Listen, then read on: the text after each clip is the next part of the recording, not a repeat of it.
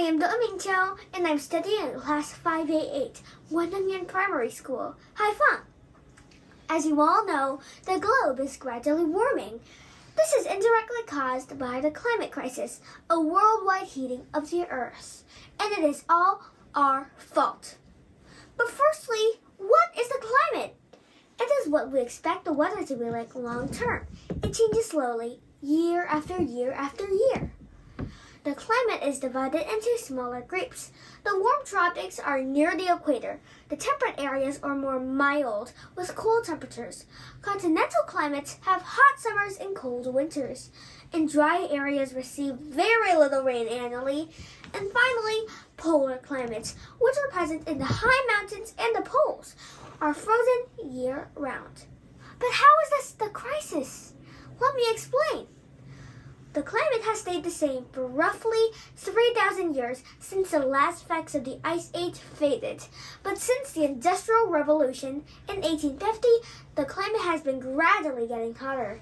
Well, now that we know more about the climate crisis, let's see why this happens. First, we burn dirty fossil fuels, releasing CO2 in the atmosphere. This gas traps heat, warming the earth and melting permafrost. It is also emitted by destroying natural carbon sinks, such as forests, which store lots of carbon, only to be re-released. Permafrost contains lots of methane, releasing even more greenhouse gases into the air, warming the earth more, which thaws more permafrost and releases more methane into the air. It has a tipping point, like gently nudging a vase towards the end of a table. It's fine, until it's not. Raising cattle can also emit methane because the cattle burp the methane out, spreading it into the air. Besides, nitrous oxide, which comes from purifying water or using conventional fertilizers and crops, also contributes to climate change. Other major greenhouse gases include fluorinated gases, or F gases. They serve as a cooling gas and are emitted by running refrigerators or air conditioners. According to The Economist, with our current policies, we're going to end up in a 3 degrees Celsius temperature by 2100, which would prolong heat waves, droughts, and extreme weather events. Natural disasters such as hurricanes, tsunamis, and earthquakes could all become increasingly common and severe. In Brazil and Argentina, droughts are becoming more common. The coastlines of the Philippine Islands, Egypt, and Bangladesh are eroding.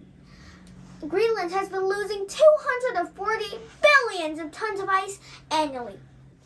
And in 2018, fires in California destroyed 18,000 homes. Also, in Vietnam, the temperature has been rising quickly since the Doi Moi industrialization and urbanization campaign in the 1980s.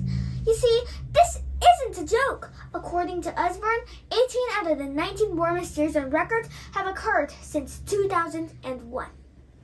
But what can we do to help? We can recycle scrap metals, plastic, or paper. You can reuse the items. For example, you can think of water bottle as a little plant pot or a crafting materials. Or since it's nearly Halloween, make Halloween decorations out of cardboard, leftover fabric, paper, and paint.